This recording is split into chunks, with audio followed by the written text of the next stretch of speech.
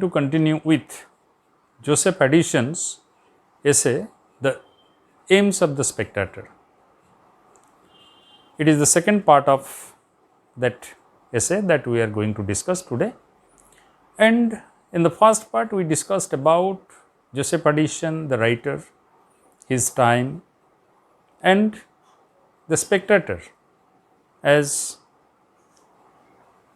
the publication which created a sensation at that time. And in the first part of the essay, Addison was discussing about the environment of London and how this paper, this periodical has been popularized, and he was talking about the importance of good writings or good presentations in the periodicals, which will do away with the contemporary, frivolous, scandalous serving of different topics and the ways of life. So today, in continuance with that discussion about the aims of literature or the aims of the spectator in particular, what is the importance of this spectator? Why he is suggesting this for the readers of London? He is going to tell us his particular ideas, his particular target groups to whom he is going to suggest this periodical. So he is telling, in the next place, I would recommend this paper to the daily perusal of those gentlemen whom I cannot but consider as my good brothers and allies. So he is telling, I am suggesting this paper to be the companion of gentlemen and allies who are the patrons of good knowledge, good sharing of ideas, and those who are considered by the society as gentlemen. Because you know that this is the post-restoration period, and during the period of restoration, gentleman was one of the words which was most popular, and everyone had the ambition to be treated as a gentleman or a lady.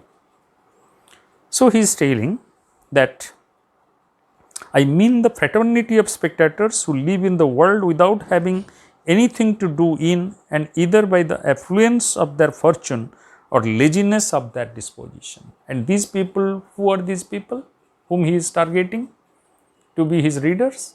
These people who are having affluence, having the fortune, they have inherited or they have got a good fortune, having the affluence, or they are very lazy, having nothing to do. So these people who simply wander away their time because they have nothing to do for their living, so he is suggesting his paper to be very useful for them. And who are these people? He is giving the identity of that group of gentlemen, that under this class of men are comprehended all contemplative tradesmen, all the business people who had done trades and commerce during this period and enriched both their country as well as themselves. Titular physicians, the physicians who are only having the title, but they have very few patients.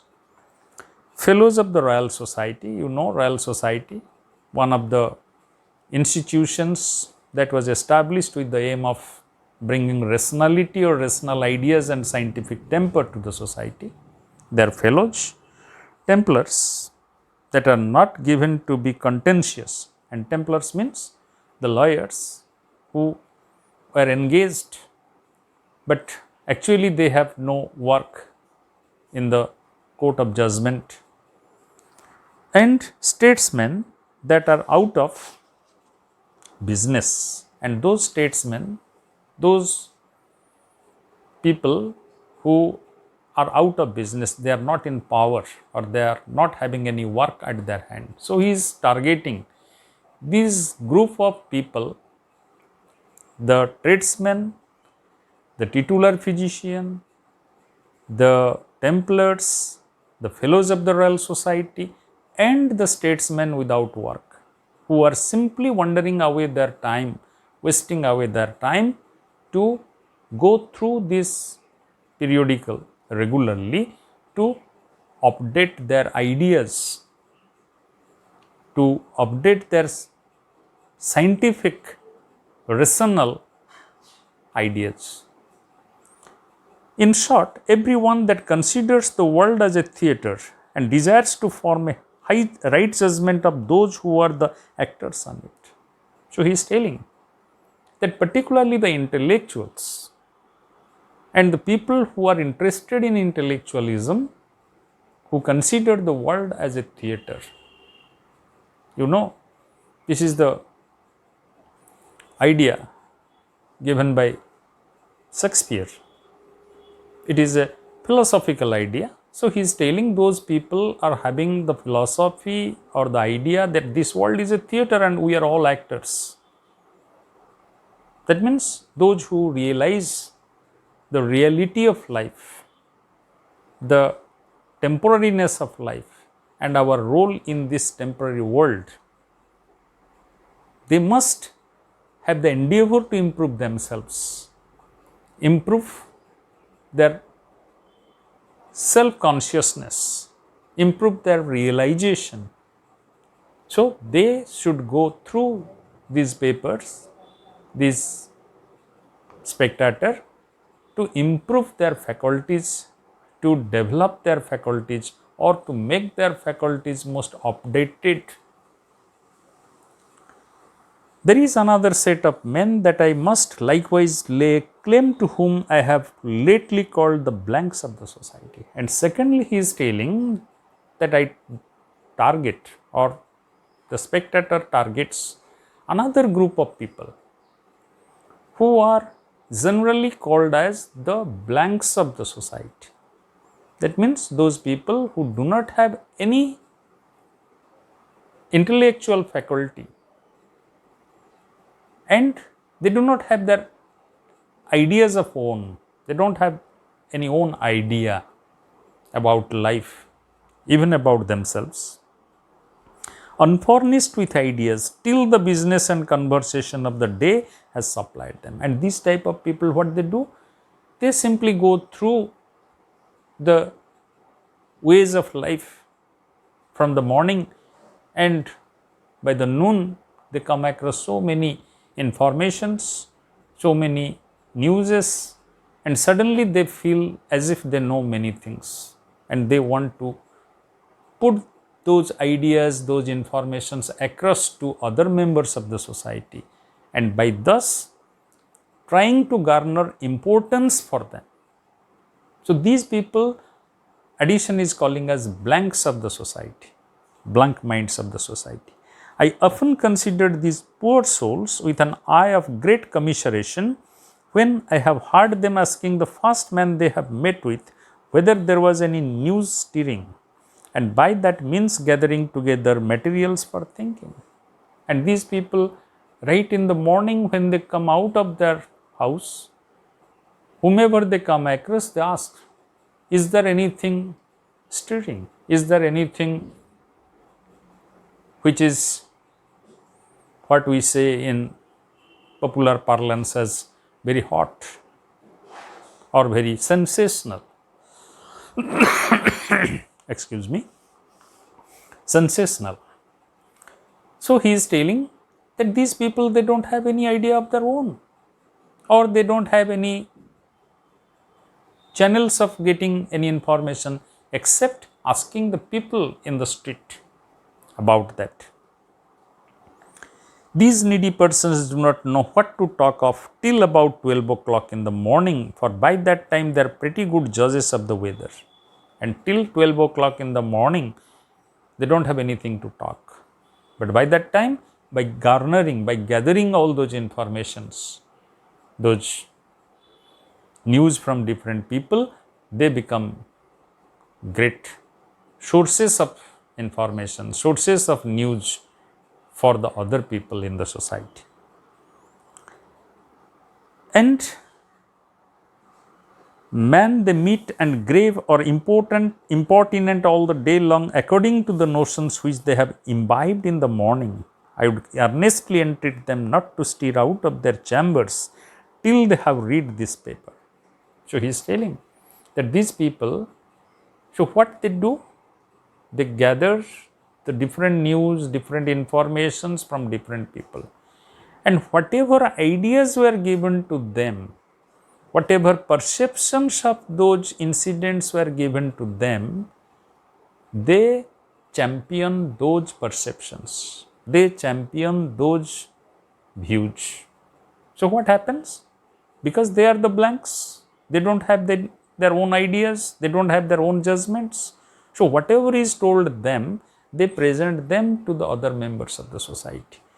So Addison is criticizing, Addison is very critical of the artificiality, hypocrisy of the Restoration period, when most of the characters who pretended to be gentlemen, pretended to be intellects, but they had no intellect of their own and simply parroting the ideas from others and spreading it throughout the society. So in this way, he is criticizing the blank heads or those people who were called as dandies in that time, who were called as the fools. They were the fools. They were not the romantic fools of romantic period who were very wise. They are the fools of Restoration period.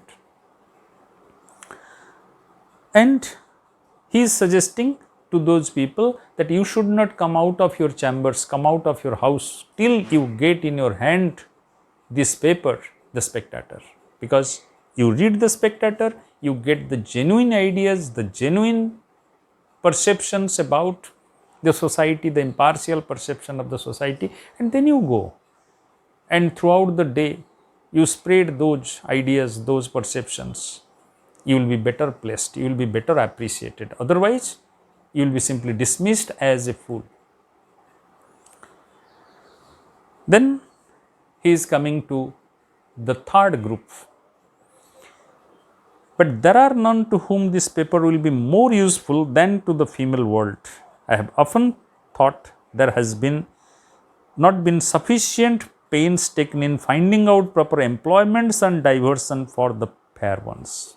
Now he is very critical of the women of the post-restoration or restoration period, because we know historically that during the restoration period, not only the affluent, lazy young boys or young men, but also those female or the women from these families, they were engaged in meaningless formalities, meaningless meetings, meaningless exchanges of scandals and all those things. So Addison is telling that particularly this paper is meant for the women. Why? The female world. Why? Because I think they do not have proper employment and diversion of thought. Therefore, they are engaged in those silly talks, in those scandalous conversations throughout the day. Their amusements seem contrived for rather as they are women than as they are reasonable creatures, and are more adapted to the sex than to the species. And he is telling that they are women, but they are no different from the men. That means these ladies are no different from the so-called gentlemen who were blank heads, because they didn't have any disposition, they didn't have any ideas, they didn't have any genuine employment. So it is only by sex that they are different, otherwise they are same. The toilet is their great sense of business and the right adjusting of the hair the principal employment of their lives. So, what they do is telling very humorously, the toilet is their great sense of business. Toilet means those luxurious toilets where they were spending most part of their day, the first part of the day, in preparing themselves for the afternoon or the evening gossips, evening gatherings, evening dances, etc. So, he is telling the toilet was their primary place of business because they were taking long bath, applying so many cosmetics and other things to their bodies, their face and all that, how they will look, and adjusting their hair. Adjusting their hair was the primary business because they were leading a very frivolous life, a very artificial, hypocritical life of beauty, affected brain or intellectuality, but actually they didn't have anything. So, throughout the day they were preparing for those evening walks, for those strolls in the parks, for those gossips in the meeting places.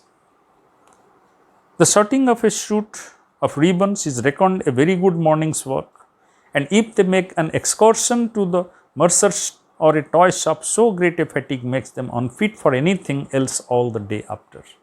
So, they didn't have actually anything to do because they had all the maids at their disposal.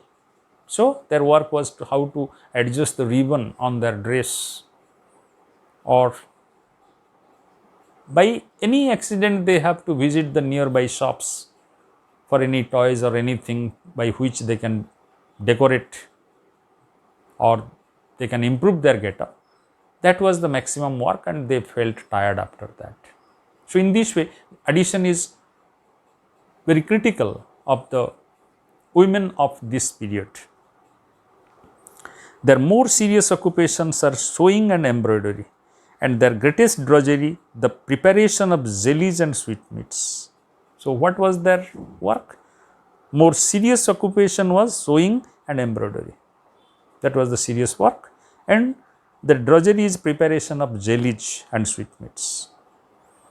Therefore, he is telling that I know there are multitudes of those of a more elevated life and conversation that move in an exalted sphere of knowledge and virtue, that join all the beauties of the mind to the ornaments of dress and inspire a kind of awe and respect as well as love into their male beholders. But he is not denying that there were not some women of worth. He is telling there were also some women of worth who were having great mind, knowledge, sound knowledge. They had their own elevated life. But most of these women, their only aim of life was to be in the eyes of the male beholders, how to be praised, how to be considered as most beautiful or intelligent, how to be praised by others. That was the chief aim of these women. The flattering, or those beau letters, in those days, every woman was expecting that she should receive great number of beau letters or love letters from people. I hope to increase the numbers of these by publishing this daily paper, which I shall always endeavor to make an innocent, if not an improving entertainment, and by that means at least divert the minds of my female readers from the great trifles. He is telling that I have to provide them through the Spectator such interesting information, such interesting ideas that their minds will be diverted from the trifles, from the scandals, from the ordinary things. At least they will receive some genuine ideas, some genuine information, some genuine knowledge about life, and they will be more serious, and they will be making the society more serious about life. Instead of making the society a place of gossip and scandal, they will make those meeting places the real places of exchange of ideas. At the same time, as I would fain give some finishing touches to those which are already the most beautiful pieces in human nature, I shall endeavor to point out all those imperfections that are the blemishes, as well as those virtues which are the embellishments of the sex. In the mean, while I hope these my gentle readers who have so much time on their hands will not grudge throwing away a quarter of an hour in a day on this paper. He is telling that in my paper, in my articles, I will be honestly presenting, impartially presenting the virtues of the woman who are bestowed these great virtues and beauties by nature. And at the same time, I will also be critical of pointing out the imperfections in their character, in their life. And through this endeavor, I want to bring them a real sense of living experience. Therefore, I request them at least for quarter of an hour or half an hour, they should throw their eyes on this paper to improve themselves. And finally, he is telling, I know several of my friends and well-wishers are in great pain for me. He is telling, my friends, my well-wishers and some of the other people, they are all inquisitive about what I am going to do through this Spectator. But I want to tell them, I want to inform them very sincerely that lest I should not be able to keep up the spirit of a paper which I oblige myself to furnish every day, but to make them easy in this particular, I will promise them faithfully to give it over as soon as I grow dull. He is telling, my friends, my well-wishers and my competitors, my enemies, they are very much interested to know how many days I will continue to serve these thoughtful ideas, the new fresh ideas, the genuine ideas and knowledges, if my paper will be really helping the people of London and England. But I want to tell them honestly that I myself, the day will realize that my paper is becoming dull, boring, repetitive, I will give up. I will stop publication of this paper. This I know will be matter of a great raillery to the small wits, and he is telling, the moment I am giving this promise, it will be a matter of raillery to the wits, small wits. Small wits means those foolish characters. He is telling, the small wits will be very happy that I am not going to criticize them, I am not going to bring in the real knowledge and real information in place of their scandals, their malicious, frivolous conversations. But my promise, desire to me to keep my word, assure me that it is high time to give over with many other little pleasantries of the like nature, which men of little smart genius cannot forbear throwing out against their best friends. So he is telling, but at the same time, when I have given this challenge to myself, that the day I will be dull in presenting my ideas, my writings, that will be a challenge to me, and I cannot take rest, and I cannot be dull and boring. I will be endeavoring myself very hard how to entertain people, how to serve them with genuine ideas, genuine knowledge and all this. So I am not going to just submit to the wishes of these small wits. I am going to continue as long as possible, because knowledge is unlimited, ideas are unlimited. So I am going to do great endeavor to keep my spirit up, to serve the people of England, the people of London in particular, for a long, long time through my paper. such a handle given them of being witty, but let them remember that I do hereby enter my caveat against this piece of raillery. So, he is telling finally that I am entering to my caveat, I am going into my protection against the raillery. That means I am not going to be dull, I am not going to be boring, I am not going to be silly, I am not going to be frivolous. All the time I promise to serve the people of London, people of England with new fresh ideas, the realities of the society, the real knowledges, the new knowledges. So, in this way, he is concluding his essay by promising to serve the people of London, the people of England with new ideas, new philosophies, new knowledges, without making them boring or dull or serving any frivolous, artificial, malicious bitterness, etc. So, this is the essay, and from this essay several questions can be asked. As questions can be, the general questions are, what idea of the time we get from Joseph Addison's essay? That means, what was his contemporary time and what idea of that contemporary time or the society we get from his essay? Or the question can be asked that, do you consider Joseph Addison to be critical of his contemporary period and its social evils? Elaborate. That means, what were the social evils? What were the faults of his period? How we find it from the essay?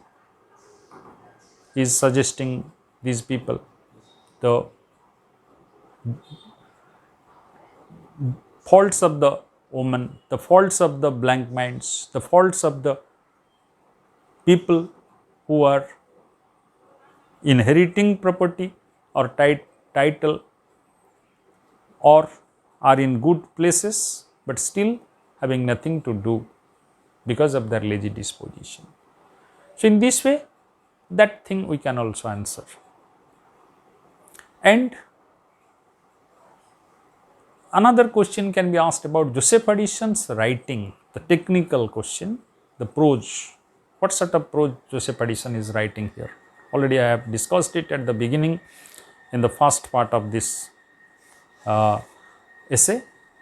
So, you please read it thoroughly and you try to make an answer out of it. Thank you.